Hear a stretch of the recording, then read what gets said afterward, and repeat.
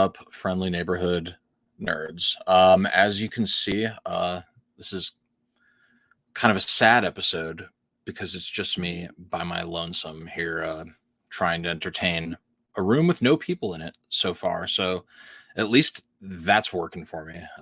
So maybe I won't be quite as nervous knowing that nobody's watching this. So anyway, had a big week of news. Oh, by the way, yeah, Robo and Rhea are fine. They're still alive. They just couldn't make it.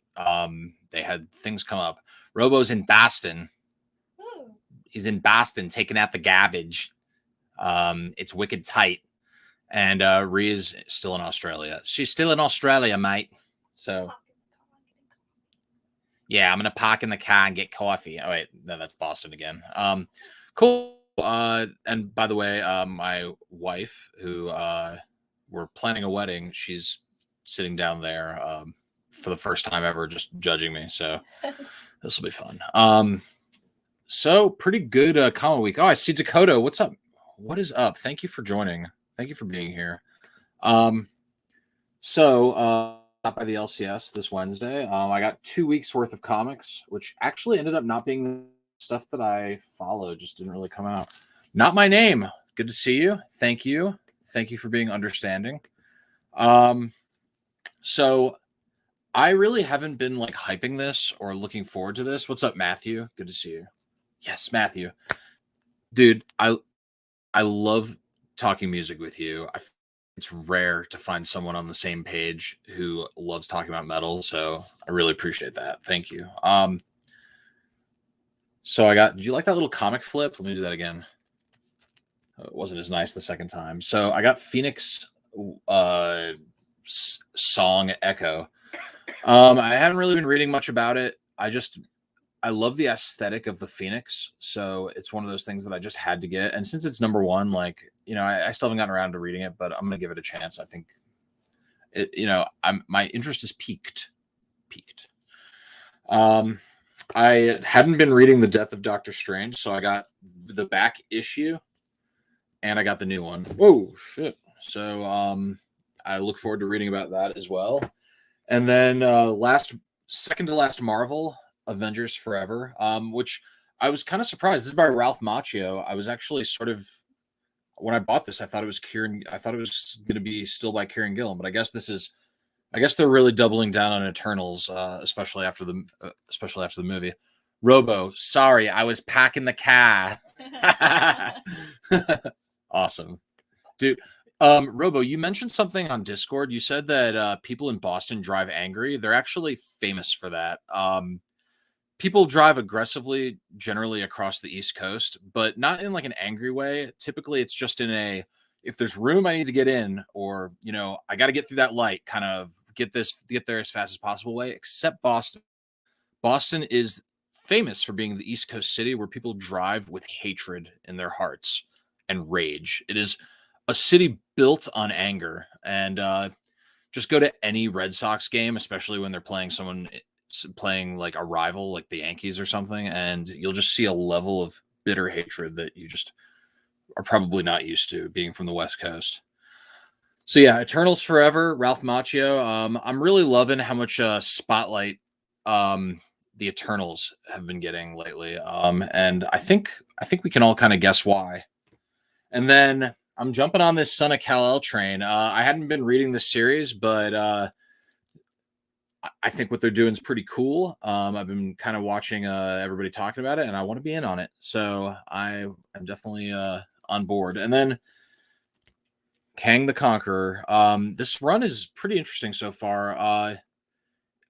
Yeah, it's interesting, and I understand that they're probably going to be focusing more on characters that are going to be large in the MCU. So seems to still be what they're doing. So it's pretty cool. Anyway, yeah, that's what I got. And I'll be honest, it's kind of rare for me, but I haven't read any of my pulls because I've been too busy reading Faith Dreamside. And this is really good. I love Valiant, you know that, but I especially love Faith. She's a great character, and the way that Jody Houser writes her is just off the chain. Cool.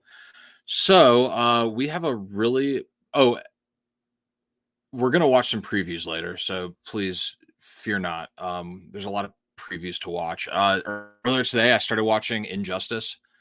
What's up, Fox? Yeah, go Faith. And Jody Hauser is the Faith writer in my heart. Like, eventually, someone else is gonna write Faith, but Jody really knows what's up. So earlier today, thank you, thank you, and I thought I was just happy to see us. Never mind. Whoa. So the earlier today before I got on stream, I was watching Injustice, finally getting around to that. And you know, the reviews are right. It's just not that good. Um it's it's not far off from the comic. It all from what I saw so the exact same story, but there's just something missing and it just doesn't feel right. It feels like they're trying to cram the entire series into an hour and 10-minute movie. So yeah, it's just not great. I mean, you can see for yourself. I don't know if anyone in the chat's actually seen it, but yeah, it's just not that good. So without further ado, I'm going to get right into the news because we got a lot to cover.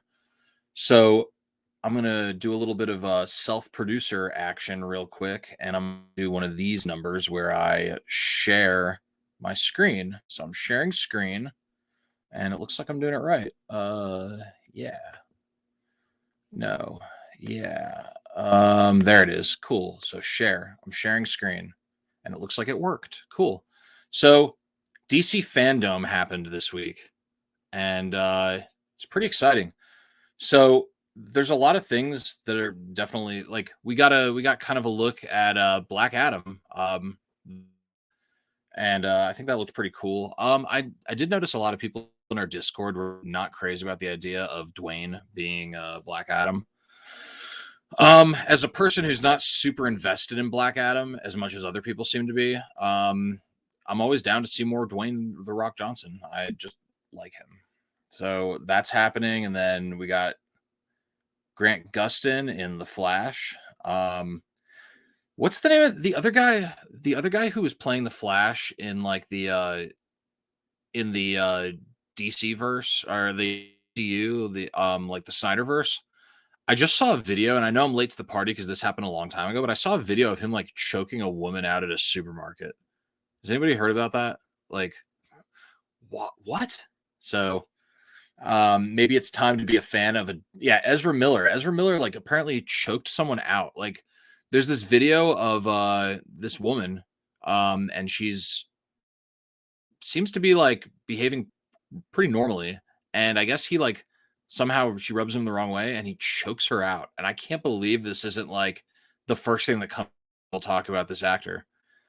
But yeah, we got this guy right here. Yeah, it's a bar in Norway, and Norwegians are nice. So what the fuck? So yeah, that this is yeah, this is gonna be more of this. We're gonna have more Aquaman Lost Kingdom. And there's also an animated 3-part special event. More milestone news. So they've done a little bit of milestone since the last fandom. But oh, excuse me. I think I knew that at one point and then forgot. So thank you for reminding me. I appreciate that. So DC's The Milestone Initiative, new partnership with Ally, was announced as the first program of next generation DC, a new venture created to develop the next generation of comic book artists, writers, colors, blah blah blah. Anyway, yeah, so this is pretty dope. New seasons for Static, Hardwire, and Icon, and Rocket. The Blood Syndicate. And there's going to be a 1,300 page softcover compendium collecting classic milestone runs of Static, Icon, Hardware, and more. Yeah, that's definitely something I want to own. I hope it's not prohibitively expensive.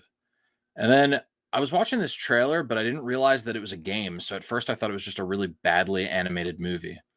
Let's take a look at this. In the chat, just let me know if you can hear it.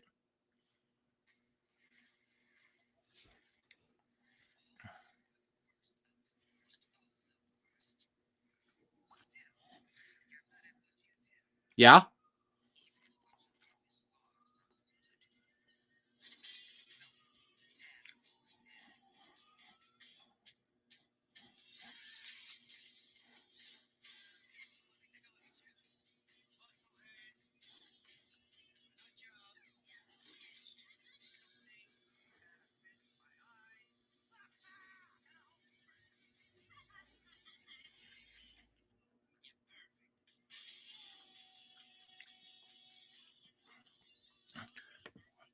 That's a Reaper. That's a Reaper. Hold on a second. God damn, get this out of the way. That's a Reaper from Mass Effect, right?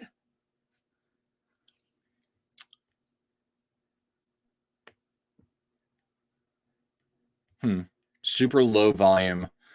Yeah, Robo, how do I raise the volume of this? If you just let me know in the chat. But yeah, uh, this looks pretty dope.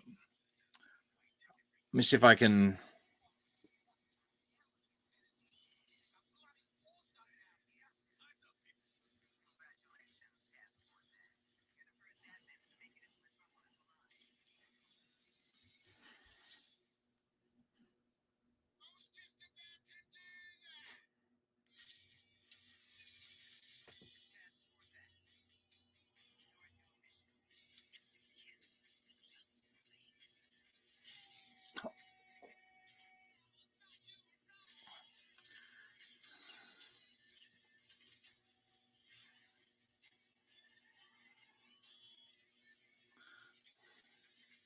Oh,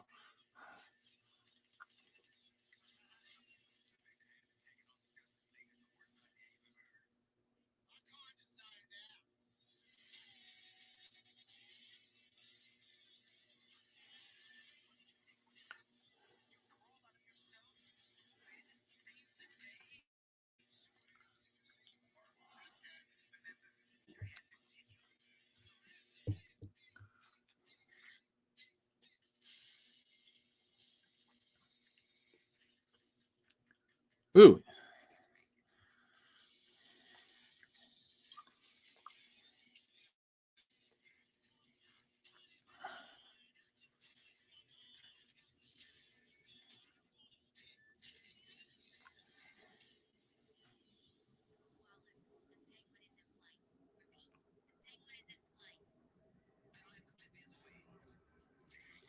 Oh.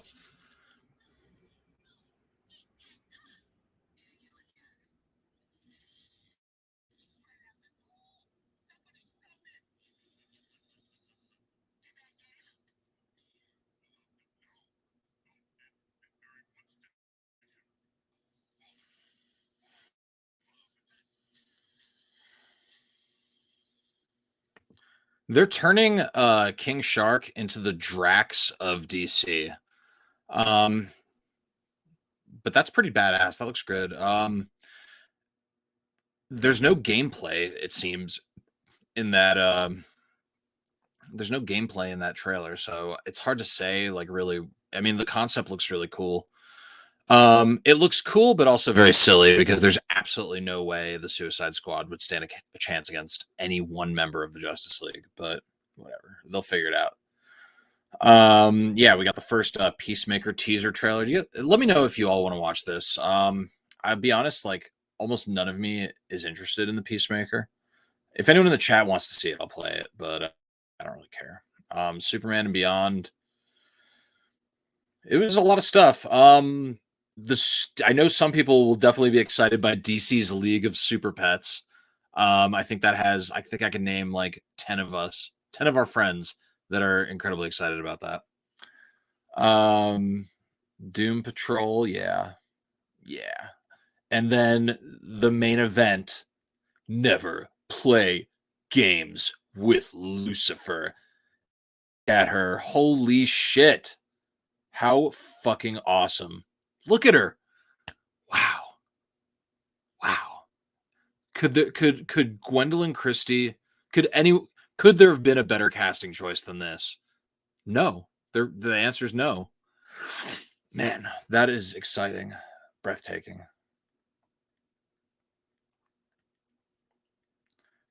I and then this movie, which I'm already just gonna straight up tell you, just don't see it.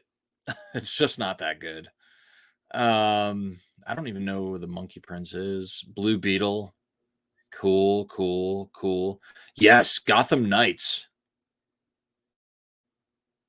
Yeah, Gwendolyn Christie is always the best choice. I wholeheartedly agree. So Gotham Knights. Okay, can we please? Yeah, let's just take a little look at this. Just a little peek see. I'm gonna turn on since the audio is bad. And I don't know how to fix it. I'm gonna turn on closed captioning.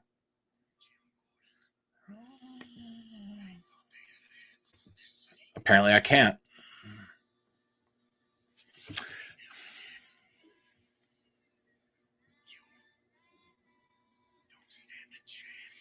How about I just watch this on YouTube? How about we do that? Yeah, because I know there's closed captioning as an option on YouTube.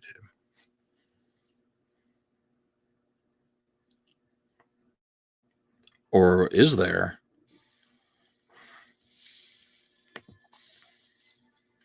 Hmm. Hmm. I don't know.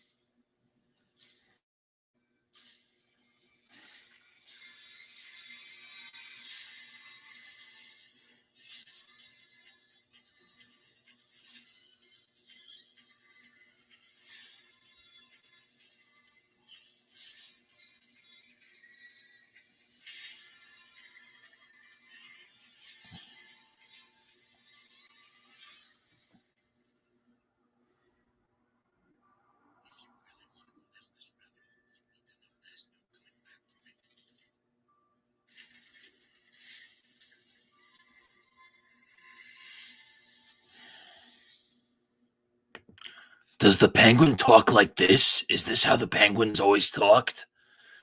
Yeah, that looks pretty dope. I mean, this is clearly inspired by the Scott Snyder Court of Owls run. It looks like it's basically that, but without Batman, which yeah, it's fine. Batwoman, ooh, cool, cool. Catwoman hunted. Yeah, man, they're really just going for the fence. They're swinging for the fences. And then where is it? Where is it? Batgirl, Titans. Yeah, the new season of Titans. I don't care about the CW or anything that's not pretty much anything that's not the movies or the comics. Really anything that's not the comics, but whatever. Yeah, this is the one I'm excited about. Check this out. Batman Caped Crusader. So Bruce Timm is part of this, and it's basically they said something along the lines of like this is going to be more Batman the animated series than Batman the animated series. So they're kind of revisiting that aesthetic, and you can really see it here. Like it's that Art Deco style font that kind of like brings you back to like that old school city vibe of Gotham. And then they're using old school like 1940s bat ears. So interesting. What are they saying about it? Yeah, it's set in the timeless world that harkens back to the 1940s. They're using blah blah blah, state of the art, everything, of course. They're gonna reinvent Batman. Wow. Guess what, everybody? Batman's getting reinvented. I mean, isn't every Batman thing a reinvention of Batman? That's basically just the same old Batman. But whatever, I still like it. Um, Sophisticated storytelling, nuanced characters, and intense action sequences. Wonderful. New toys from McFarlane. DMZ. This is the one that kind of threw me for a loop. So this is written by Brian Wood, and it's a pretty good. It's one of his three best things he's ever done. The other one being Northlanders, and the other one being his X-Men run. Kind of liked, even though I think it was universally reviled. But yeah, he's kind of like a not great guy from what pretty much everyone's heard. He's done some pretty shitty things that I'm sure wouldn't take long to Google. But yeah, I guess they're adapting this, so maybe it'll be interesting. And then let's take a look at this.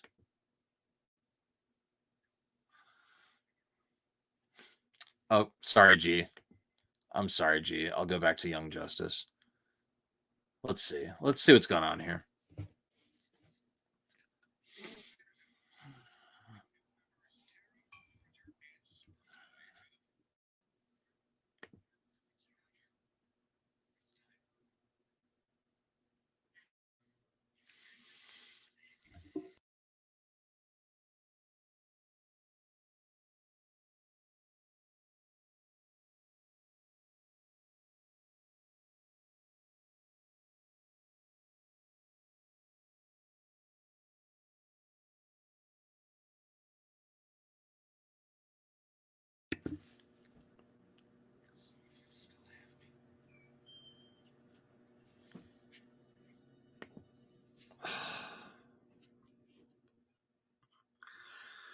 Okay. Well, all right.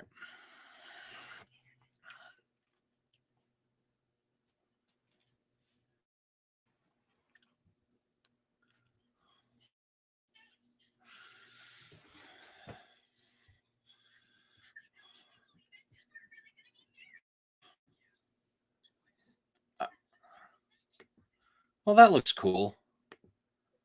Um, it does. It looks just not for me. Um, and then this Naomi thing that I'm kind of interested in. Based, yeah.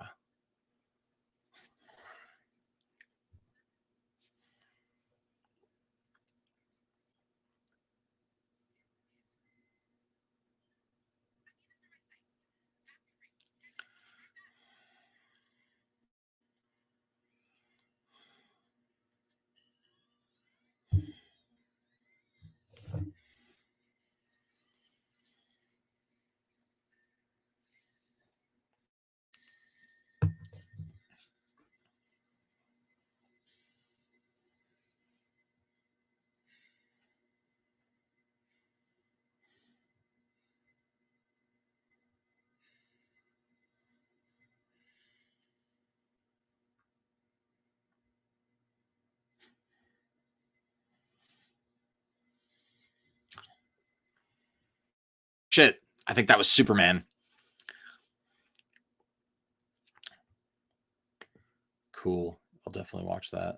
Shazam, Fury of the Gods. Wonder Woman 80. They really love putting Wonder Woman in the 80s. What is this all about? 80th anniversary, long celebration comes ahead October 21st with Wonder Woman Day, a full day of celebrating everything we love about our film. Actually, yesterday. Cool. Cool. Sweet Tooth, more Sweet Tooth. Completely silent, Robo. Okay. I think I'm gonna stop playing videos then. Ooh, here we go. Did anybody see this trailer? It looks good for me, but also I can definitely see everyone mocking the "I am vengeance." Like that's going to be more mocked than appreciated, I feel, just based on like the world. But whatever. It looks cool. And I'm not going to play the video because apparently nobody's getting audio right now. Whatever. That's life. So there you have it. That is most of what we got from DC fandom. Oh shit. Whoops, that's not supposed to be on the screen. Spoiler alert. So Apache Delivery Service is a new comic book from Matt Kindt, Tyler Jenkins, and Hillary Jenkins, and pretty much everyone behind coming from Dark Horse in January. So I really don't know anything. I didn't read Fear Case yet. It's on my list, but I got list. But I do love Matt Kindt, and I'm excited about anything that he's involved with. I've been reading a lot of Matt Kindt lately. I just read a book that Fox actually gave me called Red Handed, and it was insanely good. I highly recommend it. Yeah, we'll take a little look at it. Let's see. Let's see what it actually looks like. So, share screen window fear case share. So here it is. This is like some war stuff. Ooh, he's made out of bones. He's a torso and head of like a not dead person, and bones for the rest. Cool.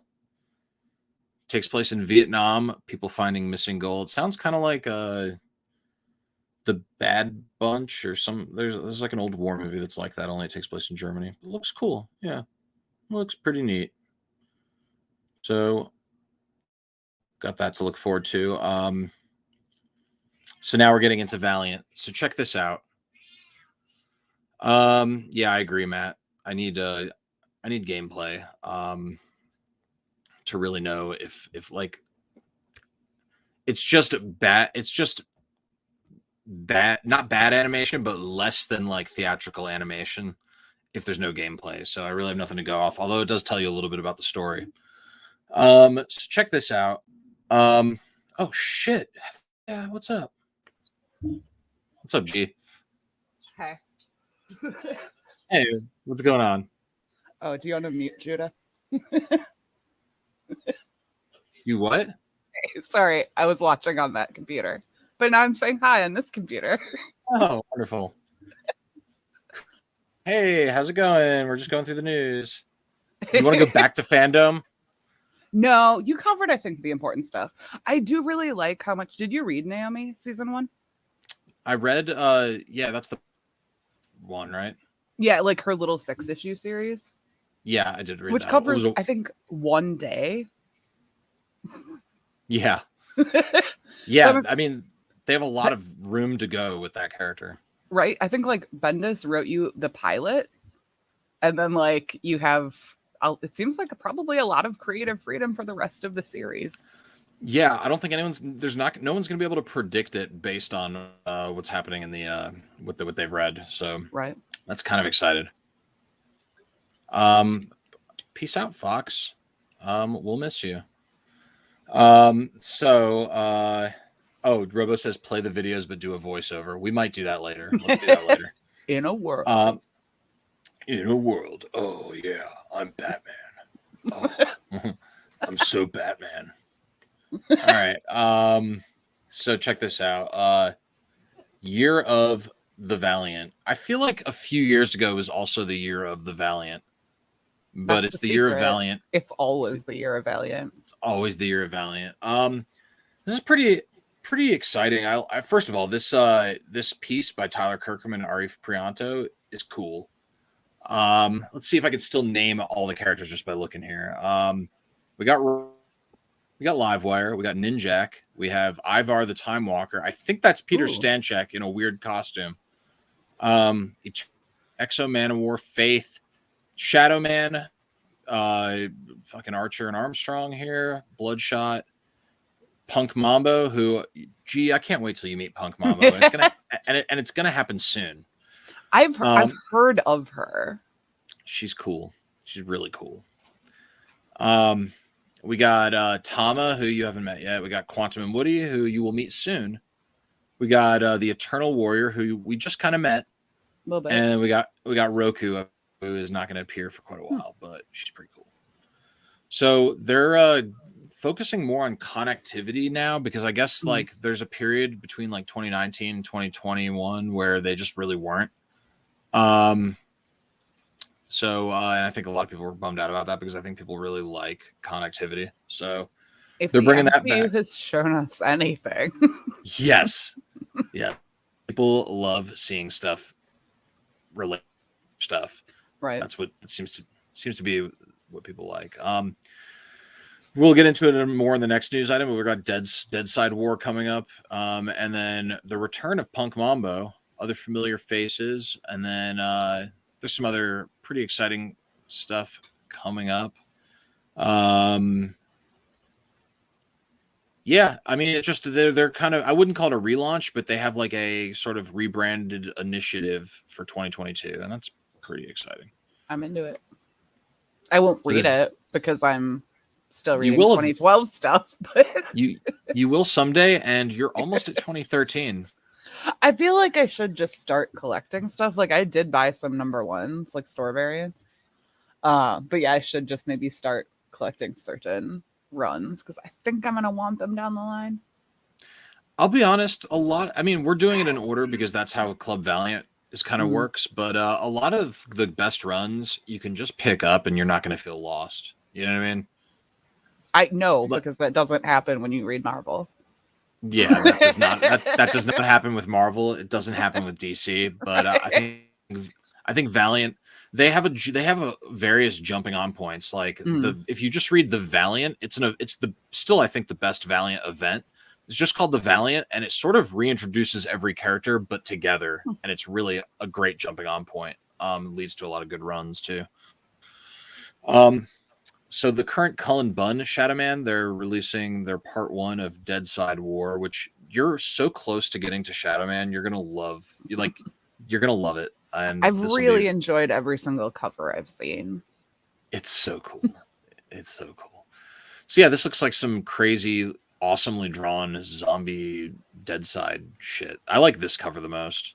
Look at that. What is going on? I don't know, but I would like to. Yeah, right?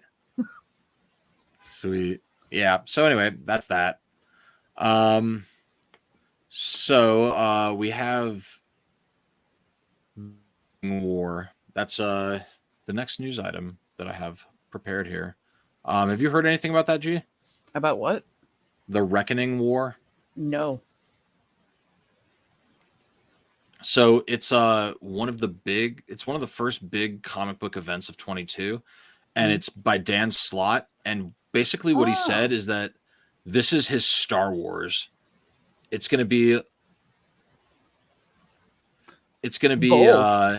be more surprised about G. Whoa! What are you doing here? What's going on? What's going on? I wasn't expecting you here. Oh, I'm so surprised. There you go, Robo. How does that even work? Yeah, so Dan Slott has said that this is going to be like everything he's ever done for Marvel, from like She-Hulk to Spider-Man to the Fantastic Four to Silver Surfer to literally the Avengers and the Initiative and all the stuff that he's done. Like this is like his magnum opus of all of the Marvel that he's ever done. That's a bold claim. Yeah, it is. I can't wait to see how it turns out. It's either going to be good or bad. That's my prediction. I think that's really exciting if you're a huge Dan Slott fan. I'm not a huge Dan Slott fan, but he has some things that I really love. It could be really good.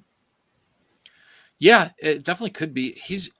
One thing I can say about him is he always swings for the fences. You know what I mean? He's always like shooting for the stars when it comes to his stories, and sometimes it hits, sometimes it misses for me. When it's something the writer is excited about, I think that usually bodes well.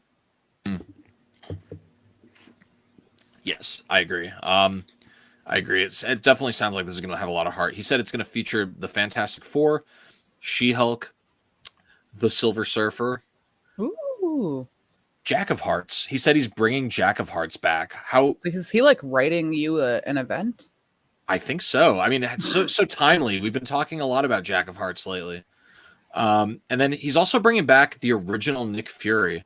So do you remember during I think it was called, what was the event called where it's the one where the Watcher's eye explodes. It's the one where Nick Fury it's called Original Sin. That's right.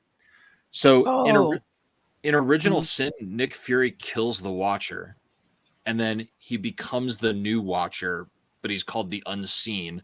He's like now a cosmic being that lives on the moon, and watches. So Creepy. like that's where Nick Fury is now. And I guess thank you, Danny and Matthew. I appreciate it. Yeah, so he's coming back. I don't know what he's gonna do. I don't really know. I feel like he's been written out of Marvel, but he's coming back. I thought he was dead. No, he's the unseen. He lives on the moon and he watches. He certainly has been unseen for like 15 years. Yeah, just about. At least 6. Hell, that's just kind of weird. So I'm curious to see how that goes. It's going to start with Reckoning War Alpha #1, drawn by Carlos Pacheco. Solid. And then it's going to continue into Fantastic Four #40. So we have that to look forward to. Ooh, hey, kitty. Hey, little kitty. Hey, kid. Hey, little kid. All right. She's sort of interested in me, but also interested in the falafel that is over there. Oh, look what I have. Let's introduce them. Hi. She's like, no, just hi. Let's get them to hiss at each other.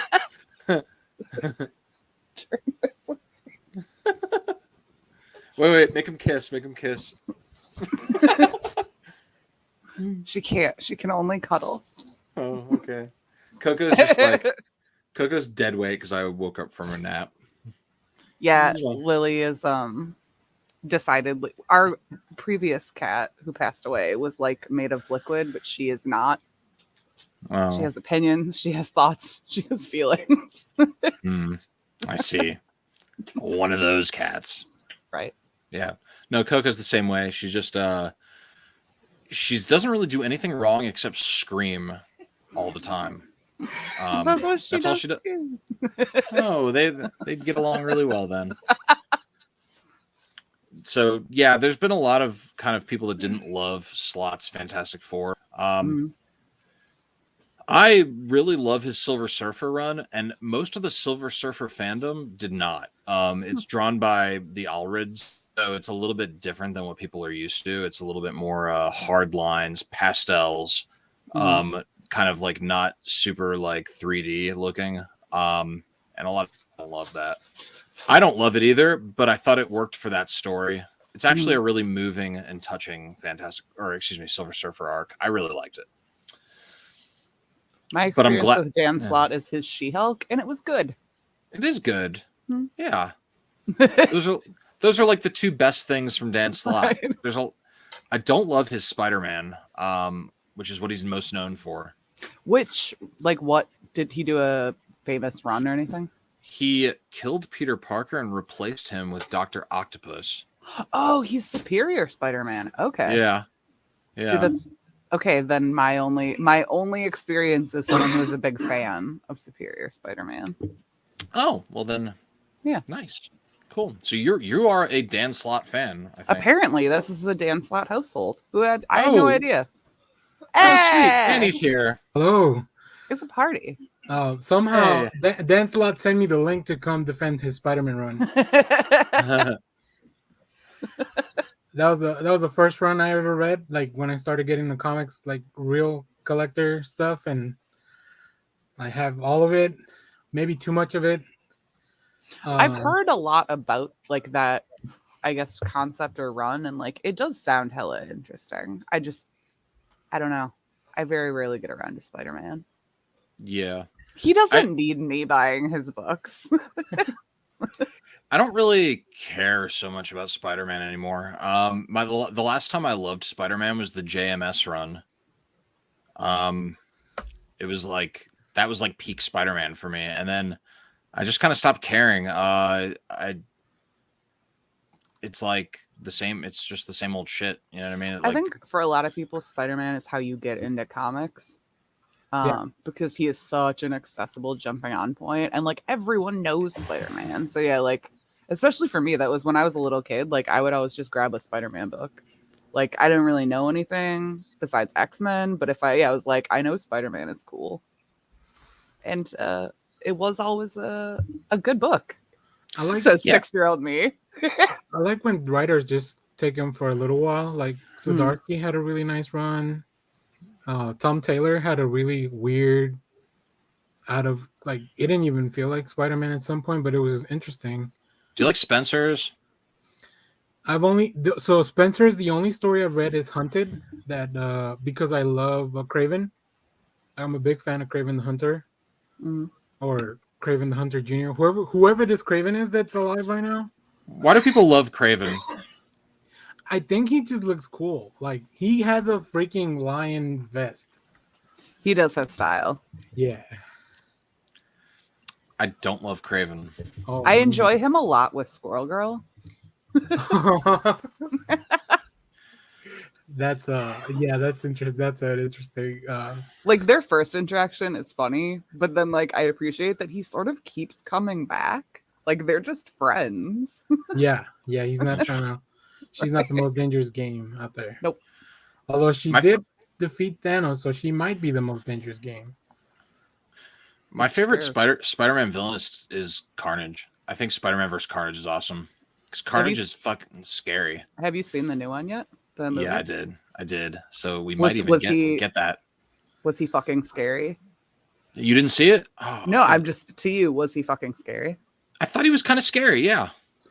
The theater we saw it in the first time was like had the volume up super high, and like so like it shook the theater that first time he screams, and like Carnage scared me. I've never liked Carnage because he scared me as a kid, and as an adult, like still scary.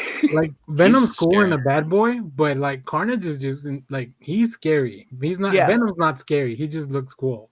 Yeah. I like Carnage as a villain because my favorite villain, the ones that represent humankind at its most depraved and just like heartless. Okay. And you don't always get that with a villain. A lot of villains, you're like, well, they're just not a great person. But like Carnage would do the worst things to you, like unimaginably horrible things, and for no reason. I appreciated in the movie that like when they are separated, spoilers, when they are separated, that Cletus is like with or without him, I'm still a killer. Yeah. Mm-hmm. So like, thank you for reminding us all that you're terrible as well. Yeah. Yeah. Which is why they were kind of the perfect person to play Carnage. That really was. I know Woody Harrelson as Woody from Cheers. And that's like pretty much it. Okay. So this was deeply disturbing for me. I'm glad they fixed his wig because at the end of Venom, he looked so stupid with that fake hair. And I'm just glad that they made it look not stupid. They wanted to give him the Bagley curls, but like Bagley curls in real life, like they don't work. Yep. Right. What'd you think about that? I mean, what everyone's talking about, that post-credit scene. I'm excited. That was the least exciting part of that movie for me. I mean, it would be such a fucking disappointment if they made Far From Home, or excuse me, No Way Home, whatever the fuck it's called, without something Venom. Home. Yeah, like Venom has to be in that movie now. Oh, I have zero doubts. Yeah. Do you think Carnage is going to be in it? Because that would be dope. Maybe. Well, who knows after the way the movie ended? Yeah, right. Anybody could be in it now. What if there's a? Yeah, I don't want to get too deep into it. I don't know. Right. For some reason, I know a lot of people haven't gotten a chance to go to the theater, but yeah, I enjoyed it. I you know what? The best thing about that movie is that it's like a solid 90 minutes, and that's it. You're in and out. Mm-hmm. I didn't like look at I my was watch. never bored. Yeah. Right. I didn't have to go to the restroom. Normally, now I have to like time out. Like you gotta time it, and you have to withhold liquids all day until you get to the theater. The pandemic has made my bladder weak because I have the restroom readily available. So like, time to go. Right. Yeah. That movie was great. Like because why was it so gay? Like that was the queer representation that I have been waiting for. And like my favorite part is no one noticed. Like there's a straight up coming out scene. I think it's because boyfriends. It's because people have trouble associating romance with something that doesn't also have sex. I guess, yeah. And like I'll be honest, like I'm not saying that that's right, but I am kind of one of those people because to me, people that are really close but never have sex are friends. I so mean, it's just If there was a touching scene, Eddie's penis every time that he's if there was a wearing scene, Venom, so there needs to be a scene where Venom makes Eddie come, and then, or Eddie makes Venom come, and then I buy it. Then I'm in on it. But that would have to be rated R.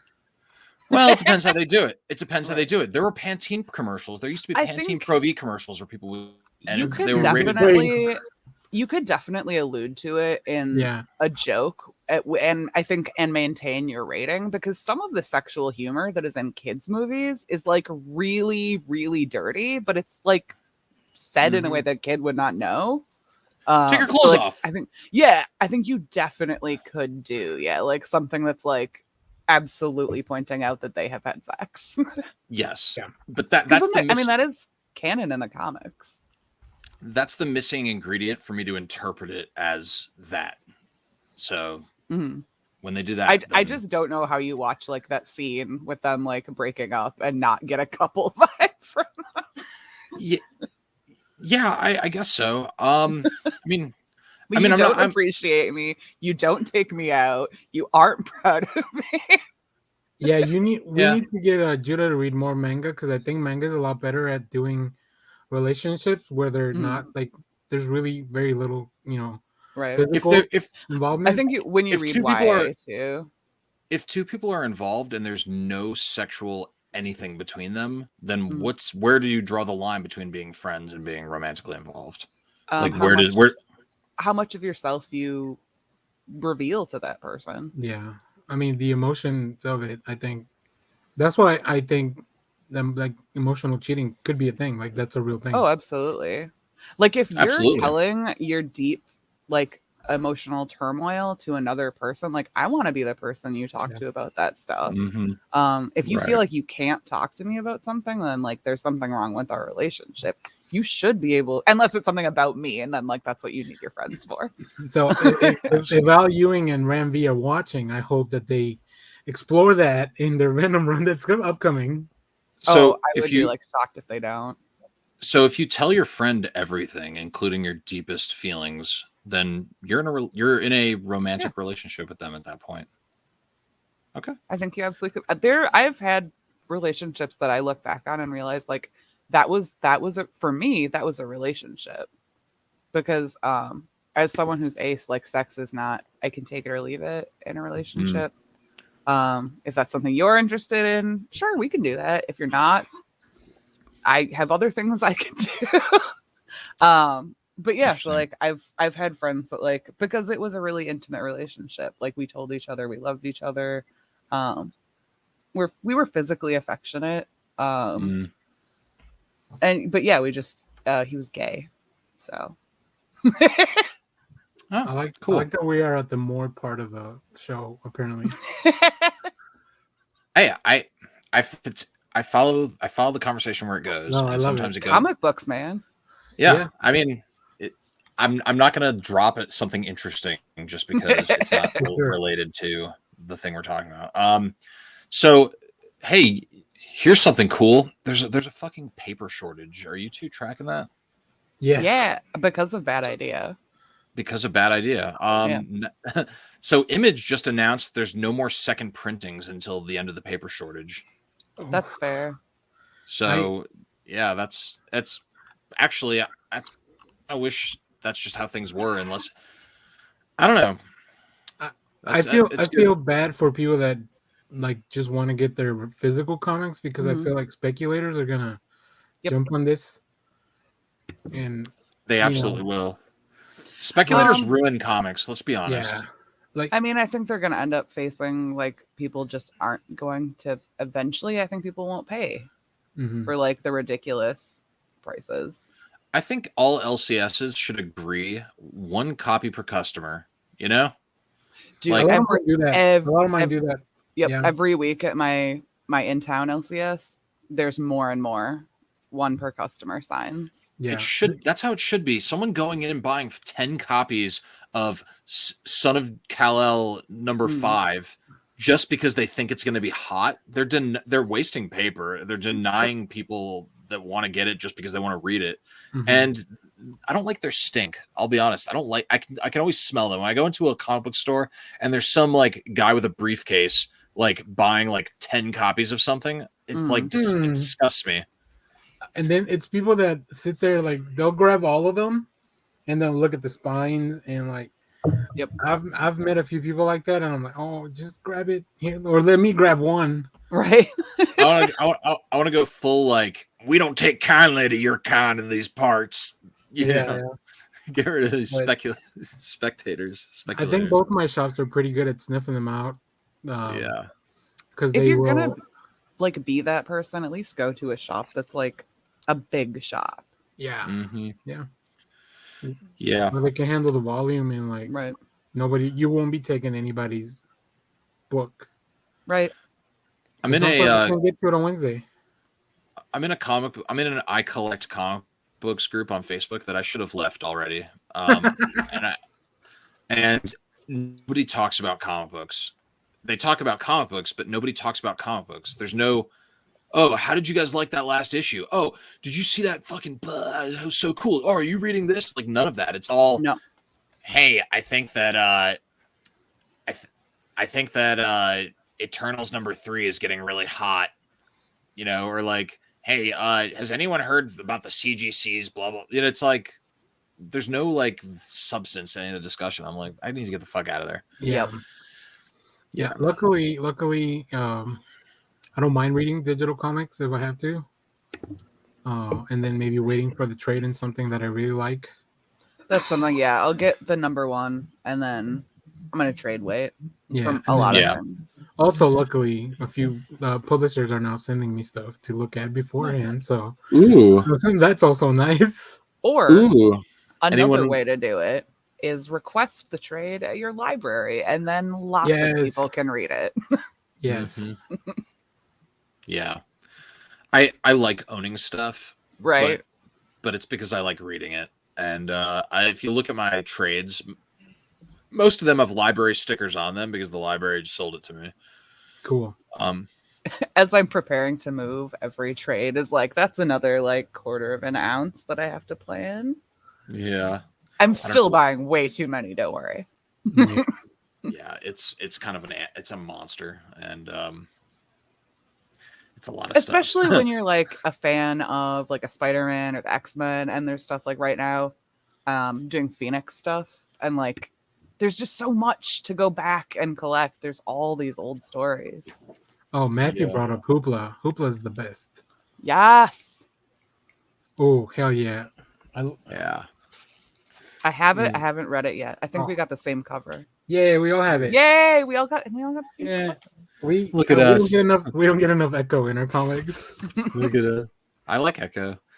Me too. And I'll read anything with Phoenix. Dude, I was like, I did not. I had to Google like 7 different versions because I did not believe my results. There's never been a solo Echo book.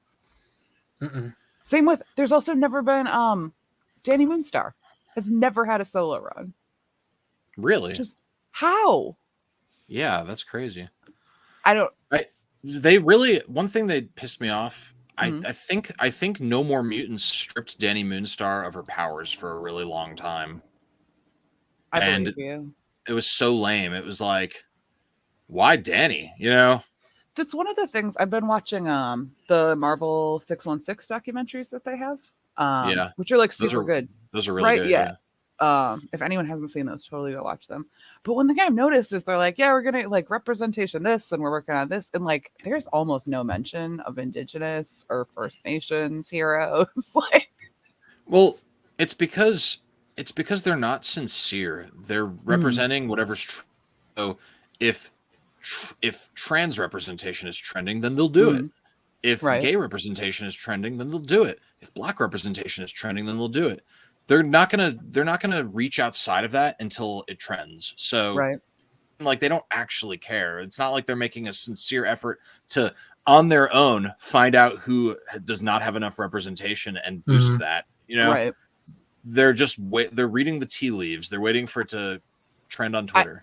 And like even in that one when they're talking about Kamala Khan, it was because of someone they hired who they're like, hey, could we just make a character literally patterned after you?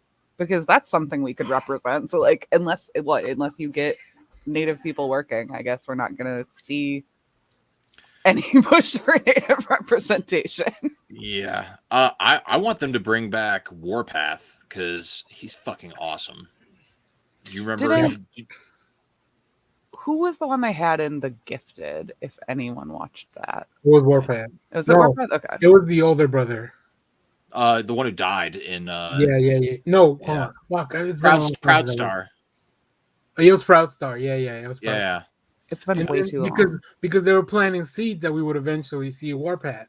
Right. Which is cool, but then the show got canceled. Like everything. That show had so much potential. It was just so much fun and different than everything else. Like, yeah, I don't know. It's exactly what I wanted when you remember the Gen X TV movie? Mm-hmm. Yeah. Like, oh my God. That had Emma Frost. That had Emma Frost, though, right? I have that on DVD if we ever want to watch party that. Yes, we should do a watch party and then talk about it on a stream. We should definitely do that. But like that's what I wanted as The Gifted when that came out. Yeah. If you remember Thunderbird, thank you, Matthew. Yeah, if you remember like back like Giant Size #1 by Len Wein and then the Claremont run started, they killed off Thunderbird like right away. And like I like that they went in like so Len Wein and Chris Claremont were like, what if X-Men instead of being 5 white people was an international team? And that's such a cool idea. That's where they brought in Storm. That's where they brought in a Nightcrawler. They brought in Sunfire. Like they brought in this big, like diverse team. And then right at the gate, they're like, all right, now let's kill off Thunderbird. Let's make Sunfire leave the X-Men. Yeah. You know what I mean? Like they really kind of took a hacksaw to that pretty quick. But we're gonna like brag about it for the next 30 years. Yeah. We'll keep the Canadian around. People seem to like him. At least they kept Storm. Right. For the love of God. Okay. Do you follow me back to, I want to say West Coast Avengers when that started?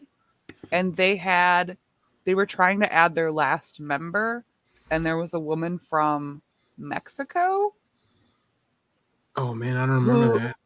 Who Hawkeye just treated like shit the entire time for no reason. And then they're like, so we would have offered you membership and you have helped us, but Ben Grimm just showed up. So we're going to offer it to him.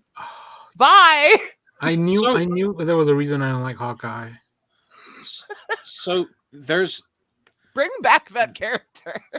There's a Warren Ellis Storm solo series that was shockingly bad. I don't know how it could be that bad. I mean, not a great person, but you can never say Warren Ellis is a bad writer, but he just seemed to give no fucks on it. And it was a really bad, like 5-issue miniseries. It's her like rescuing the what are the people that live underground? Fucking Morlocks. The Morlocks. Morlocks. She's rescuing the Morlocks from some parallel reality, and it's just from like I think it's Purgatory or some shit, and it's just not the good.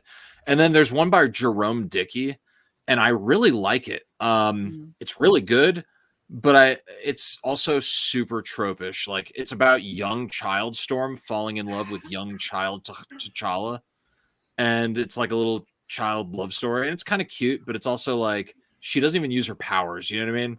Yeah, she I think Pac had a pretty interesting run. I was just gonna bring up the only problem with that is that Marvel kept putting events on the way, so they had to do tie-ins. Like the Death of Wolverine was part of it, and there was another thing. So like the Death of Wolverine, I thought was sort of interesting because it made her do like a journey of self-reflection. Yeah, they have such an interesting relationship too. That I think that series did, and I do think it was a side effect. It relied way too heavily on her past love interests. And like that is not the most interesting part. She's a goddess, and all you can come up with is like she has this ex-boyfriend. I think Greg Pak maybe was working on some of his past lovers.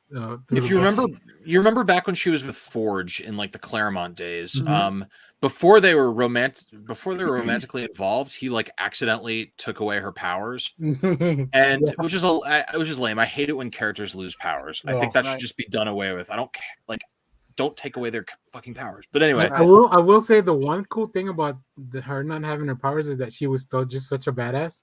Well, that's what I was gonna say. Like, so bad plot device taking away her powers. Also, very, very lazy, making it like a big her and Forge thing. But there was a period, like a few issues, where she was just off soul searching in the desert, and like and then she was dealing with Morlocks. There's like a lot of very Storm-centric issues around that time that were great for character development. It was a very interesting, like just the development they did with her, even though the plot devices surrounding it were still pretty stupid. How amazing would it be if that's the first mutant we get? Storm, that would be cool. I think she's the perfect conduit. I think especially, and I hate to use that as a thing, but like I think given the void left by Chadwick Boseman, that would be a really good opportunity to introduce Storm. Yeah, so she's perfect.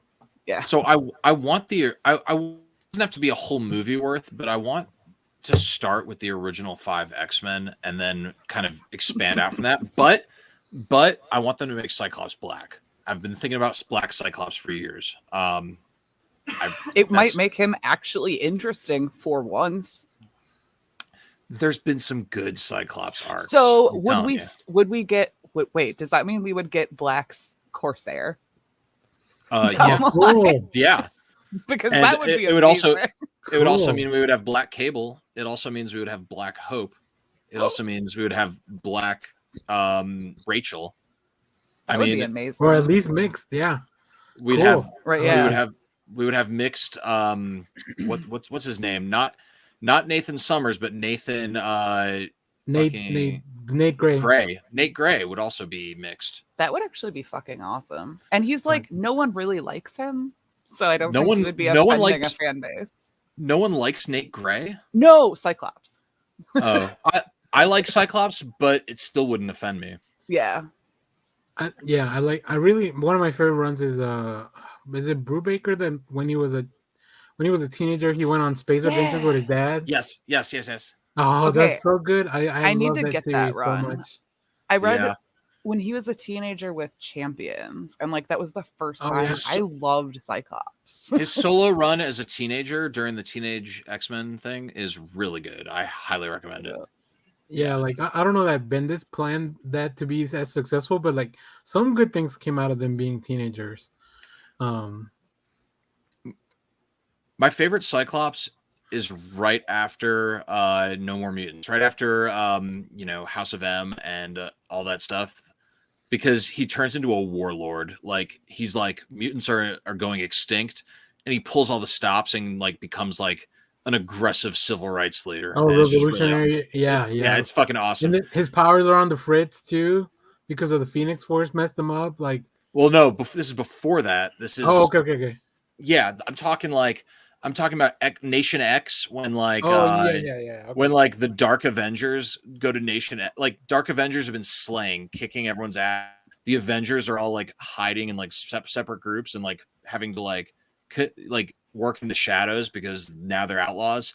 And what's his face? Osborn shows up. Norman Osborn shows up to that like Mutant X island that they had that was made up of Xavier or Magneto's old like satellite layer, and Cyclops just doesn't fucking take it. It's just awesome. He's like a general. Yeah, it's just really badass. Yeah, and I also like in AVX when Captain America and all the Avengers show up to their little Utopia island, and Cyclops is like, "You might be Captain America for the rest of the world, but you're just a fucking human to me, and stay the fuck off my island and stay the fuck away from my people." Like these are the things that I love about Cyclops. I know that like a lot of the stuff that gets showcased is him bitching and moaning about Jean Grey or arguing with, just being like a wussy ass guy, but yeah, he's got some good material out there. He's at his best when he's protecting mutant kind. Yeah, when he's backed into a corner. Seems like oh god, I can't even believe it. He seems like the Captain America of the mutants. To me. I could see that. kind of, yeah. I could see that. It needs the right story because Captain America can be a dud, but he can also be really, really cool. Like, I see him as like a mix of Magneto and Professor X. Like I see like both of their approaches because Magneto is a radical and Professor X is like kind of a moderate. And I feel like Cyclops is a moderate who gets radical when it's time to get radical. Yep. And like kind of blends those two things into like being the perfect leader of the mutants. But then sometimes he doesn't know when he went too far. Yeah, he goes too far. Yeah. I mean, he assembled the X-Force that killed a fuck Dude, ton of people. yeah. Oh yeah. Yeah. Hey, Wolverine, And I know you're trying to be better, but we need you. one of my favorite my favorite conflict between Cyclops and Wolverine has nothing to do with Jean Grey. It's when to continue to use X-23 as a weapon, and Wolverine was like, fuck no, you're not doing that to her. Let her be a person. Let her like have a life as like a young person. And Yeah. Cyclops was like, yeah, that's all. Oh no. That's how excited Judah got. The internet couldn't handle it. Do you ever get so excited you break the internet? Yeah, I think Actually, yeah. did. The internet didn't want him to say whatever he's saying. No, they need it's censored. The truth can't get. Is it Cyclops by Greg Rucka? The Department of Truth is out to get Judah. I'm definitely not immediately buying this run you guys are talking about. I don't have a problem. You're like Comixology or something. Like, no, I'm on eBay. Oh, great! Oh, even better, physical. Yes. Oh, I can't do digital. I will even admit that for some things it's better. But oh, there he goes. Because like you can really get it that it's almost like you're watching a show. Yeah. I think there's artists that they really know how to take advantage of the medium, like the guided view and all that. And then some don't. They just really want to do their traditional work. Right. So yeah, I go back and forth. It's just more convenient to read digital because I don't have to like chase down boxes and boxes of stuff. That's fair. But I do love like a number one, just picking it up and reading it at the shop or wherever. It's always, I think, going to be more appealing to be able to hold it in your hands. Plus, then you have it. Mm-hmm. I don't know why, but I'm always paranoid. Like they're gonna take it away from me, and they did because like I don't have. Yeah, I mean, I had DC Infinite, and now I don't. Yeah. And yeah, like I miss it because there's so many runs. Like I'm actually now having to buy Deceased because like I can't not own that physically. Judo was dropping truth bombs, and the Department of Truth like had to take him out. Yep. Yeah, they had to take me out. Those anti-psychs took me out. Yeah. Hey, do you two mind if we just watch the Batman trailer? I know people probably won't hear the sound very well. Do I ever? But we can talk through it. That's the good thing is if there's no sound, we can talk through it. Dude, I've watched that trailer an unhealthy amount of times. So yes, I will watch it basically again. Got it memorized by this point. Yeah, I just wanna.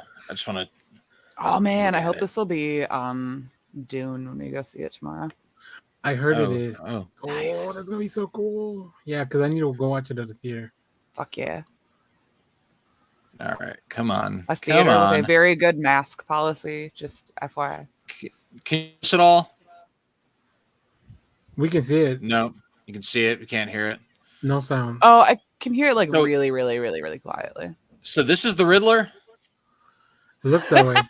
Tell us how deeply unsatisfied you are with the Riddler. Yeah, I mean, oh wow, how clever of him. I want the Riddler barista prequel. Yeah, a lot of cafes are gonna be doing that. Yeah, order the bat symbol. So did he order the latte? Can you give me a latte and can you do the foam like a question mark?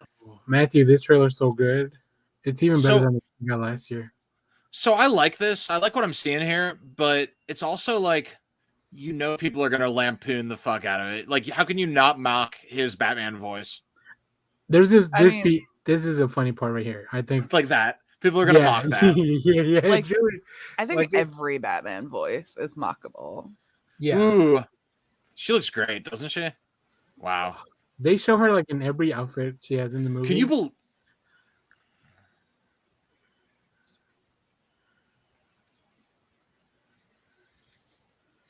I feel like people bitching about the casting for Catwoman proves that there are some people who will never be happy.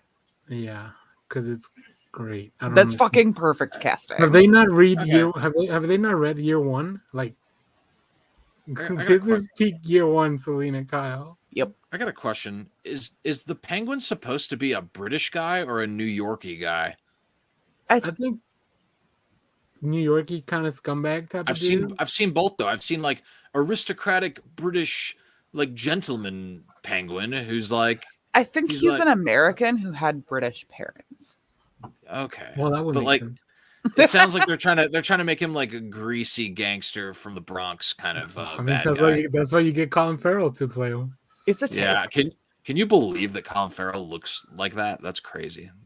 I don't that understand why. Like, okay, I want to know how much those prosthetics cost, and then like, could you really not hire an actor that was like fat to do this role? Yeah. Yeah, But no, probably one that not one that this scene can right really here. like Colin. that's Farrell. cool. I am vengeance.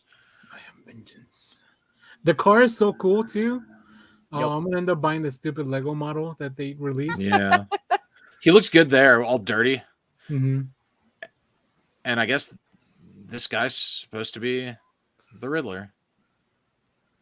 I Oh. appreciate that this take doesn't seem like it is trying to make him look like a hero at all. Right. Yeah, for sure. Oh, I love this part. Yeah, there it is. Yeah. Yeah, you did not stop him. No, Boom. Here. Oh, You're so Matt Reeves. fucked. Oh, fuck yeah. Oh, I love how those letters come up. Yeah, this is going to be cool. I hate to say it. I don't hate to say it. This is going to be cool. IDK who edited this trailer, but like,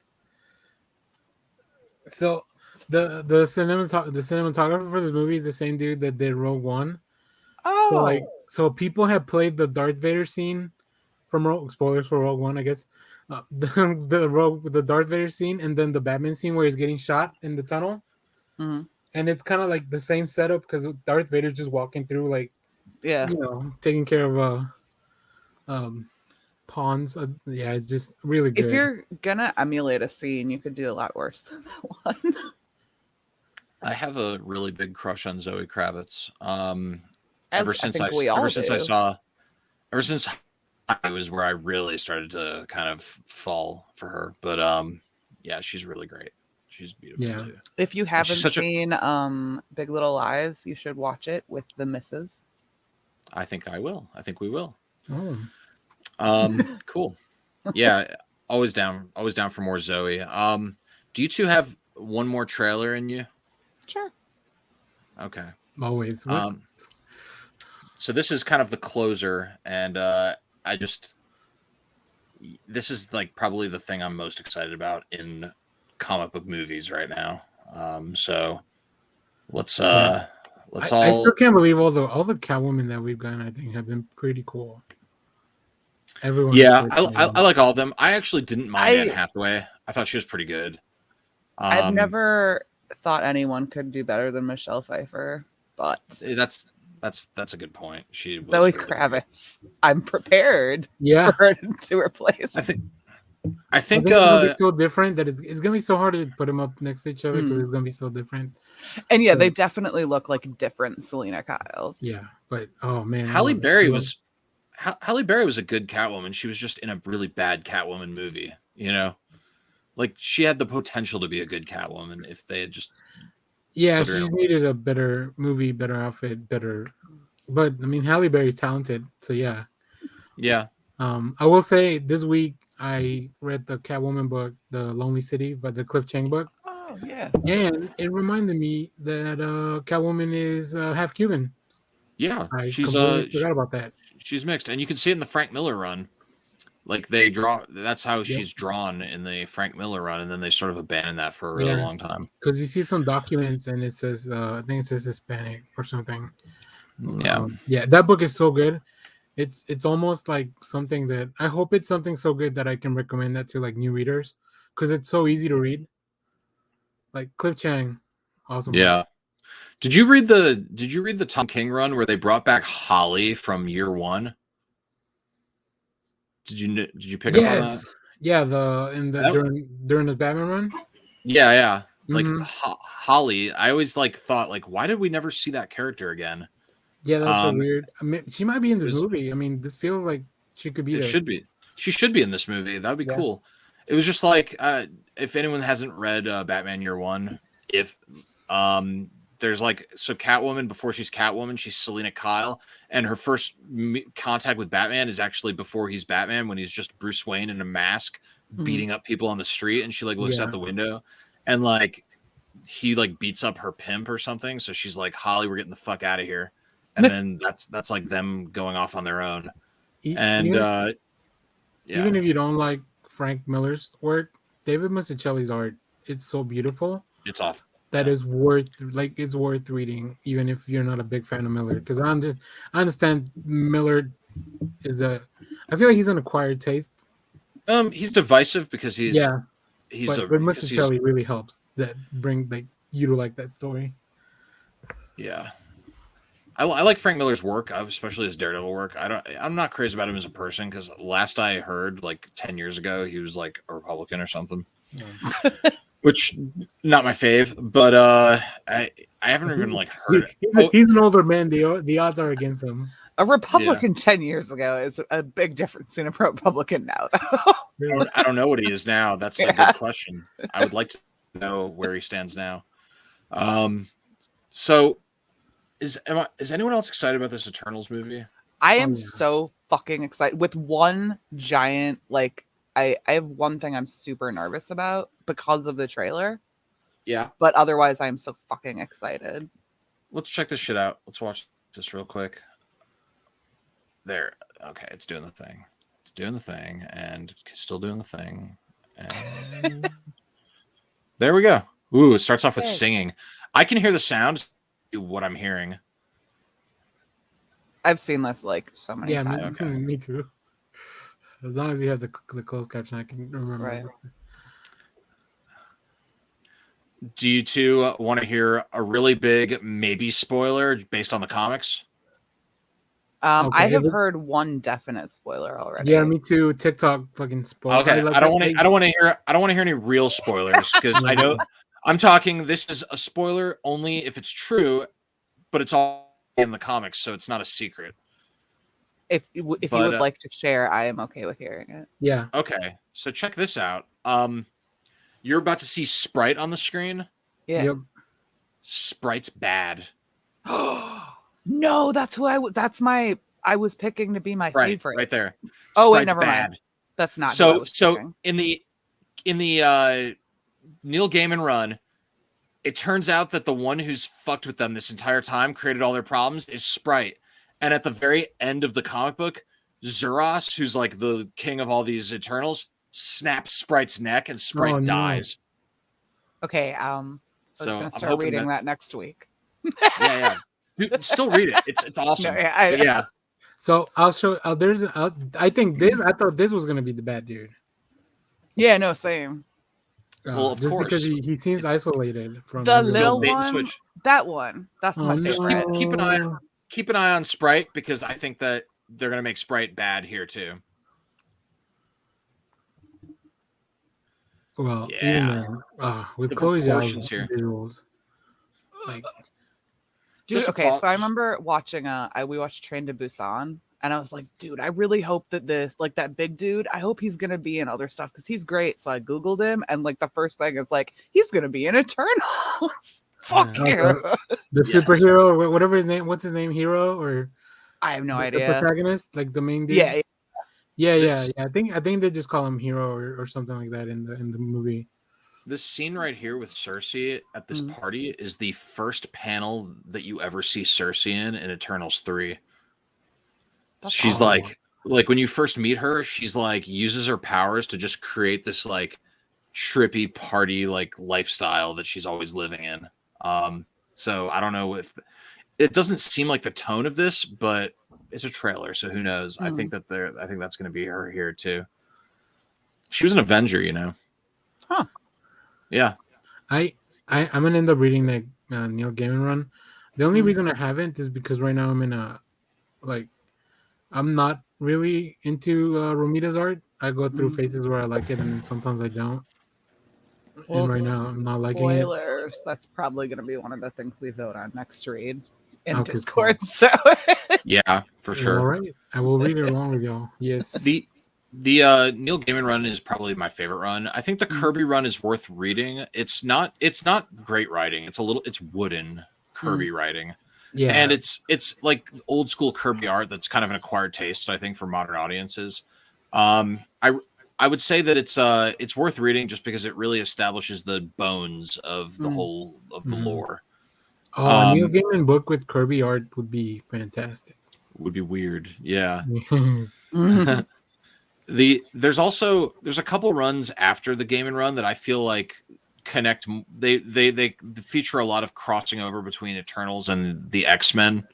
So I think they're also worth reading. And then this Kieran Gillen run, it's really good, but it's really dense. And I think like I kind of just stopped and decided to trade weight. It was too smart. I read for the me. first issue. Yeah. Not even. I read like 5 pages into the first issue and was like, I'm gonna trade weight. Yeah. It's Yeah. just Also, I'm gonna buy the Neil Gaiman run. dense comics are not good for month to month, like because you forget the shit that happens, and then Right. each month you're like, I'm lost track of this story. It's a good trade read. I think. Yeah. Cool. So you got this. It's nice to see Angelina Jolie again. Right. It's She looks also nice to great. see Emma Chan, Gemma. Yeah. Yeah, Gemma Chan again. In the MCU again. Right. Yeah. Wow, this looks so epic. So my theory is that the 10 rings belongs to one of them. Oh, cool. Because it kind of looks like their tech or Their whatever they're aesthetic, using. yeah. But I'm really hoping it belongs to one of them, and they were just like, I lost it and was too embarrassed to say anything. I can see that. Like kind of This like is the so- Fury's eye, like it's not a huge thing. So the papers, the press really they're focusing on all the wrong things. Like it's not this trailer. I think it is this trailer. Some kid mentions Superman. He's like, "Are you Superman?" And like comic book news or like CBR, I can't remember who. They took that and ran with it, and there were like 7 headlines of like Superman confirmed in the MCU, and I'm like, shut the fuck up. Yeah, it was like a featurette or something that they put out a couple days ago. Like, Just tell me shut up. you don't read comics. Like, Because like I don't know, Marvel and DC have always acknowledged each other. That doesn't seem like a big deal. Yeah, the to me. CW shows had Marvel references all the time. Yeah. it's just anyone with a halfway functioning brain can watch that and be like, oh, they're talking about Superman, the fictional character in the Marvel Cinematic Universe, because it's basically our world. People are saying that means that Superman is Yes, like the yes, guy. Oh wow, there were that's like super stupid. No, like there were like all these headlines right after the trailer from like all the big like comic press. I thought they were just and saying they like, acknowledged the comic books, No, not they no, thought they were- the character. the headlines were trying to make it seem like Superman exists in the MCU. And that was like obvious clickbait, and it's so like stupid. It's just I hate comics journalism. Well, Can I just say that? If it's played by Henry Cavill, I'll take it. Yeah, that would be cool. But that was the meeting Henry Cavill took with Marvel last year that everyone was talking about. I wouldn't mind Henry Cavill in the Marvel universe. I think he'd be a really good. Who would he be? He'd be a good Doom. Okay. He'd be a very handsome Galactus. I don't want to hide him under that goofy hat. He could be Craven. There He you could go. be Craven. Oh, he could be. Oh, I like that. I was thinking Keanu Reeves for Craven, but I like Cavill too. It'd be fun to get to see him do something a little like evil, because he's always make it Hyperion. That scene in Justice League. Oh, he would be a good Hyperion, but that's almost too obvious. But yes, that'd be perfect. That scene in Justice League where he just wakes up and he's like angry is kind of scary. Like especially when he's like Flash is running next to him and he looks over and sees Flash. Yeah, like kind of scary. I love that sequence. He's scary as a dangerous person. Cool. So that's pretty much all we got. That's all I got. I think I'm gonna. Did you two have anything you wanted to talk about? Okay. here my one thing I'm worried about with Eternals, and it's in this trailer. Okay, they have established that Brian, the black guy, that he's gonna be the first gay character, the seventh first gay character in the MCU. And like one of either him or the husband has gone on record saying like, yep, there's a tender kiss scene, it's very emotional. And then you get this trailer where he's like sobbing. And I'm like, so you're his lover gonna dies. yeah, I'm 100%. I will put $25 on Marvel will introduce their first actual gay couple on screen and then kill one of them off. No. I'm gonna put money on it. That's so dense. I don't like that.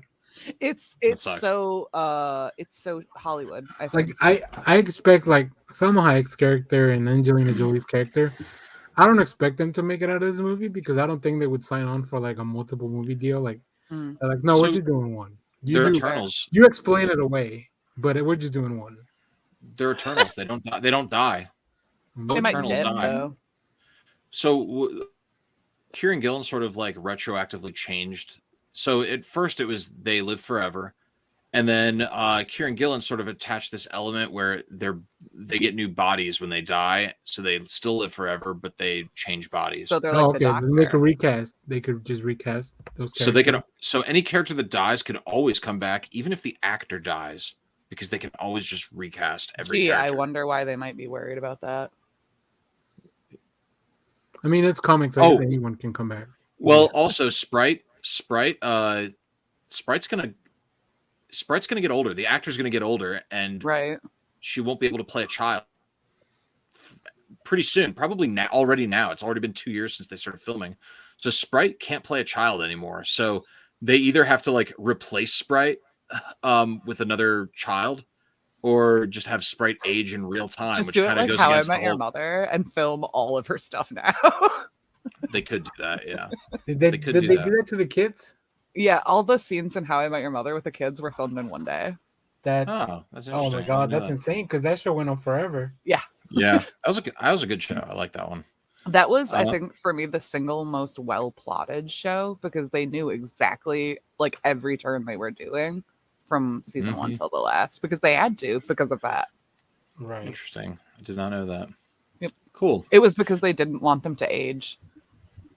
Makes sense. Yeah. Cool. All right. Well, I have one last question for y'all. I don't know if out of all the other DC fandom stuff, was there anything that jumped out?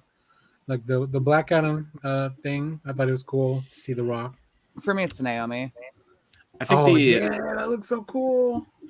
I'm really curious about the Squad game. Wait, the what? Oh, the the Suicide Squad Suicide Squad versus the Justice League. Yeah, that also look. I don't play a lot of video games, but I'm super excited to play them a year after they come out when I buy them used. Yeah. Yeah, I think the Black Adam and Shazam seem like such different movies that I don't know how they're gonna eventually collide. Right. We're just gonna have to wait and see. Yeah. I don't know how you're gonna have the Shazam that we know against the Black Adam. Like the Rock immediately like liquefied a person or something. Like, that was the first thing. That was the first thing he did. Like, I guess he has a family now, but I think he's just gonna kill your entire family. Yeah. That could be a good thing, having that dichotomy, I guess, of like. It's just messing me up because my introduction to Black Adam is in Justice League right now, where he's a hero. Oh, that's interesting. Yeah, because he's not like that. I mean, Robo's probably read him a bunch in Injustice. I know he's a big part of one of those runs, one of those. He is. Yeah, he plays a pretty significant role in I'm Injustice. Gonna be so upset watching this movie. Just like that's not how he is. No. Yeah, he's a stone cold badass. He's gonna be tweeting out like, "Not my Black Adam." Mine is this cupcake from current Justice League. Yeah. Protect Shazam family at all costs, says Matthew Warner. Yep. They are precious. Cool. They've already recasted War Machine. That's true. Which is I like Don Cheadle, but I also really liked Cuba Gooding Jr. in the role. Wasn't Wait. that Terrence No, Howard? Terrence Howard. Terrence Howard. Or right? Terrence Howard, sorry. Who is? Yeah, they both. Ooh, bit Terrence Cuba Howard, Gooding strange Jr. now. would be interesting too. He would be good, yeah. Man of Honor. Yeah. Cuba Gooding Jr. Yeah. Not Snow Dogs or was it Snow Dogs? He did Snow Dogs too, I'm pretty sure. He did, yeah. You know what? He's got a diverse career. That's right. You gotta respect that. You got it. Cool. Well, thank you both for joining me. Yeah. I was very lonely up here, and You were doing great. thank you. Yeah, What did Robo say? What did Robo say? Did he message you? He was like, Judah's just dying there on the screen. No, he just said like, I think like you should go on the stream like if you're not busy. And I was like, well, I'm currently dying, but yeah, I'll see what I can do. There's no time to die. Oh, I saw that. That was good. I'll watch that when it's out on something else at home. There's a good hour and a half movie inside of that 2.5 hour movie. That's Cool. that's the best review I can give. I'm definitely watching that at home. Yeah. Yeah. I really liked the good movie inside of that overblown movie. Yeah. The studios need to realize that the ability for me to pause movies, it's so important now. Like I love that. I love doing I had to pee. I actually had to get up and pee during that movie, and I usually won't do that. Like I'll usually suffer to the end because I hate missing stuff, but it got too bad.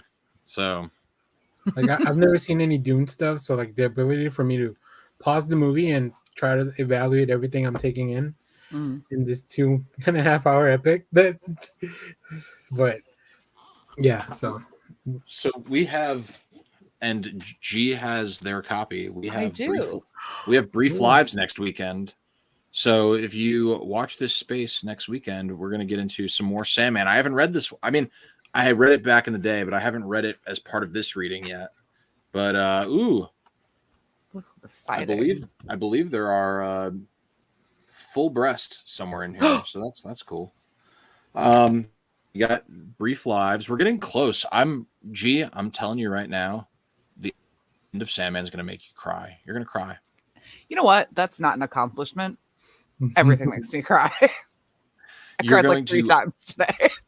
You're gonna ugly cry at the end of Sandman. Oh, yeah, I believe you're gonna be like, like I'm not even gonna take that bet. You're right. I will. yeah, but it's a good cry. It's a cry that you feel like a cathartic cry. Yeah, it's a very. I love that cry. So we'll see how that goes. And then after that, I don't know why I'm so not excited for this, but we're getting to more Archer and Armstrong. I always like it when I'm reading it, but I never look forward to it, if that makes any sense. Yeah. Yeah. So we got that the week after next. So that's what we have going on. What year did that come out? You know, where are you guys on the year? I think we're in like 2013, either late 2012 or early 2013. Okay, so it'll still be a while. Yeah, it'll be a while. I'm just ready for Ninjak to come back in his own series, but that took so long. Oh, thank you so much for bringing that up, by the way. So Brian Pulido is not Brian Pulido. Javier Pulido. Wrong Pulido. Not talking about Lady Death. Javier Pulido is off Ninjak. They replaced him. So well, I think it was a good move because I didn't really like his art, but I like him as a person. Just not his art. It's just not for me. Oh, that's the guy with the faces. Yeah. It's the guy who draws the weird She-Hulk that I don't think you like either. Yep. But yeah, so he was put on Ninjak for the first 4 issues, and nobody really liked it. Very few people liked it. Maybe Danny liked it. I did like it. Yeah. It was a little jarring, but like once you get into it, like it was kind of the same thing I had with Trad Moore on the Silver Surfer Black. Like it was. This is so weird and different, but then once I got into it, like, oh, okay, it's cool. Like I get what you're doing. I liked Trad Moore on Silver Surfer Black. I never warmed up to Pulido on Ninjak, but this, I'm happy that they're getting a different artist for the next arc. but I'm not happy with the way they handled it. They basically he didn't know that he was getting taken off the title. They just told him, hey, you're off this title now. And he still got paid for everything. But the fourth issue, the end of his arc, they didn't even let him finish the arc. He illustrates half of that book. And then they took him off of it, and someone else took the second half of the book. Oh, that's so I just think that's kind of shitty. You know what I mean? Like, that's not a good way to treat people. So I'm not happy about that. But especially because Valiant usually does five issue arcs. Like, there was just one more. One more issues he could have finished his arc. Nope. So no more Polito on Ninjak. I think they really the Valiant fandom is very small, and it's a small publisher, and there was a significant outcry. Like I'm in a Valiant Facebook group, and it's not a toxic group. It's not a toxic group. Like, they don't complain about the kind of stuff that most toxic fandoms complain about, but they were universally like everyone was saying like, I can't even read the new Ninjak with that art. It's weird. It definitely clashes with the style of what a Ninjak book probably, I don't want to say should be, but has been in the past.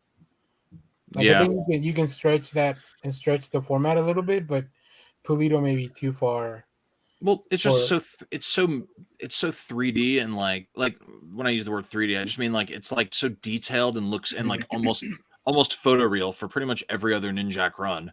And then you get to Polito, and it's like looks like an old medieval like painted glass kind of, in the way that it just has those hard lines and like those single colors and stuff. And it's like I don't think that's what Ninjak fans wanted. You know? Yeah, no, I get that. Yeah. Right. But and Harbinger Matthew Warner liked it, and that's cool. I wasn't going to drop the title over it. Some people were, most people were, but I wasn't. And like, I mean, different strokes. I'll always buy a Ninjak book, but the Harbinger book looks dope. Dude, did you see our interview with? I haven't. It's on my to watch list. I want to read the book first and then go back. No spoilers. There's no spoilers.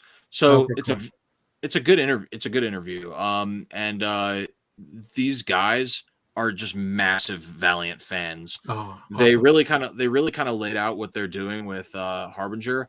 They're taking on quite a task because they want to redeem Peter Stanchik and make him a hero. But they also understand what an undertaking that is, because these guys read all of Dice Art. They read all of the Rafer Roberts run. They sort of have characterized this third run of Harbinger as like the third part of a trilogy. So cool. Yeah. So I'm very interested to see what they do. And also the Robbie Rodriguez art is just crazy. It's funny during the interview, I really want you to see what they said. During the interview, I was asking them like, so what made you decide to go cyberpunk with Harbinger? And they were like, we weren't even planning on making it cyberpunk. Robbie Rodriguez made it cyberpunk, and we just went with it because it was awesome. And then we coined the term Psyop punk. I like that. Yeah. I'll use y'all's hashtag when I drop my review. Yeah, Matthew, I agree. Lansing and Kelly are really cool, really nice guys, and they exclusively write together. So everything they've ever done is the two of them, and they explained like how their hive mind works, and they're like two halves of a whole. They're like Stepford cuckoos. Like their brains just sync up really well. So I like that. Yeah, they're pretty cool. Awesome. Cool. Anyway, that's all I got. It's getting kind of late here, so I'm gonna go ahead and sign out. You two can stick around and keep talking if you want. No, it's my bedtime too. Cool. Yeah, I've had a long day, but this was a lot of fun. Yeah, it was a lot of fun. Thank you so much for jumping on. Thanks for talking with us. Thank you to everyone in the chat. If you're still here, please just give us a little like and maybe even a subscribe if you're not already subscribed. Thanks for coming by. Not my name, Matthew Warner. It's always a pleasure. Fox Be Hungry just got back. Fox Be Hungry. Good to see you. We just talked about the thing you wanted to be there for, by the way. not my name. Yeah, it was good to see you. It was good to see Robo. And yeah, love you guys. Love the audience. Love both of you. And have a great weekend. Wait. I'm gonna do the Robo thing. Ladies, gentlemen, and NBs, that is our show. Thank you so much for joining us. Please do all the stuff, the likies and the subscribies. Wear a mask, get vaccinated, wipe your butt. You got the Johnson & Johnson vax? Go get a booster. Yeah, I just got a booster this booster. week for my vaccine. So, and I feel fucking immortal. Let's go, baby. I just got my new flu shot. So I have two. I've got Johnson & Johnson, and then I got the Pfizer, and I just got my new flu shot. So I am impervious to disease. Yeah. You should just go lick stuff. Just fucking go high five everyone you see on the streets. Yeah. G, you said something. You said something to me once that really kind of. Do you mind if we just bury the hatchet real quick? What did I do? I asked if I get a package from FedEx and I use one of the knives in the kitchen to open it, do I have to wash the knife before I put it back, even though it didn't touch food or my mouth?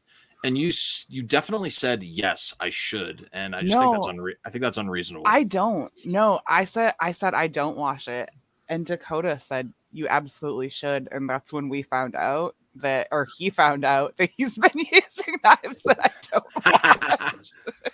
wash. Well, Fox says yes. Oh my god. I would say you should if you're gonna use it for food later. See, here's my thing. I don't wash the scissors I open packages with. You don't know what those warehouse like. I wipe my little when I drink soda. I wipe the can because you don't know what's living on those warehouse. Like it could be rat poop or rat pee. You know what is living on there? Something that'll make my immune system stronger. Check this out. Corporations are so afraid of lawsuits that anything they give me, I know is if it's going to kill me, it'll be after years of doing it, not right away. Yeah, like Teflon. You know? Yeah. Okay. Like anything the corporation gives me, I don't know if FedEx is counting on you opening stuff with like your bread knife. The thing is, though, I wash my hands afterwards. But to wash the knife, then yeah, you're already there washing stuff. My hands are always clean. They're always clean. That's what I used to think too. Clean. Last year told me that was not the case. I have the world's cleanest hands. I'm telling you. If there's one good habit I picked up is washing my hands every time I get back home. I wash my hands now. I always had clean hands, and then I worked at an animal shelter, and now my hands are always dirty, and I must wash them. Okay. Fair. Just open packages with your teeth. Thank you, Fox. I appreciate the input. I'll just wait until my significant other is home and make them open them for me. Right on. Cool. Well, yeah. Take care, everybody. I'm gonna go ahead and let's just talk for another 3 seconds while I set up the going away video. Blah blah blah. And then, exactly. Yeah. That's what I always say. You know what I mean? Oh yes. Opinions. You hit the nail on the head. And What's up, friendly neighborhood nerds? If you want to hear interviews from industry pros, get first looks, and have access to endless comic content, wake up. Please wake up. You're in a coma. Your mother misses you. oh, damn it. I fucked it up. Bye.